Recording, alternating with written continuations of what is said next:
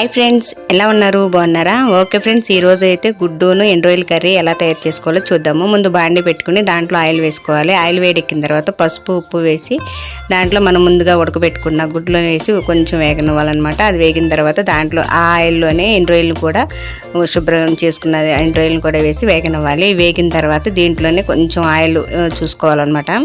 మనకు సరిపోతే ఆయిల్లోనే ఉల్లిపాయ, పచ్చిమిరకాయలు, కరివేపాకు ఈ మూడు వేసి వేగనివ్వాలి. ఈ వేగేలోపు మనమైతే దీంట్లో కొంచెం చింతపండు కావాలి కదా, చిన్న నిమ్మకాయ సైజు అంత చింతపండుని అయితే నానబెట్టుకోవాలి. అవి నానేలోపు ఈ ఉల్లిపాయలు చూసారు కదా, గోల్డ్ కలర్ వచ్చింది. దీంట్లో కొంచెం 2 టమాటాలు అన్నమాట, మీడియం సైజులో ఉన్న టమాటాలు వేసి వేగనివ్వాలి. కొంచెం మగ్గిన తర్వాత మనం ముందుగా ఎండ్రాయిల్ని కూడా వేపి పక్కన పెట్టుకున్నాం కదా, వాటిని కూడా వేసి కలుపుకోవాలి. కలుపుకున్న తర్వాత కొంచెం కారము, సాల్ట్ వేసి అవి మగ్గిన తర్వాత కొంచెం వాటర్ పోసి ఒక 5 మినిట్స్ ఉడకనిస్తే సరిపోతుంది. దీంట్లో మనం ముందుగా చింతపండు నానబెట్టుకున్నాం కదా, ఆ పులుసు కూడా వేసి మరలనివ్వాలన్నమాట. బాగా మరలిన తర్వాత కొంచెం దగ్గరకు వస్తుంది అనుకున్నప్పుడు మనం ముందుగా వేపుకున్న గుడ్లు వేసుకోవాలి. అవి ముందే వేస్తే గుడ్లు అయితే లోపల బ్లాక్ కలర్లో వస్తుందండి. అందుకని వేసిన తర్వాత ఒక 5 మినిట్స్లో మనం దించేసుకోవాలి.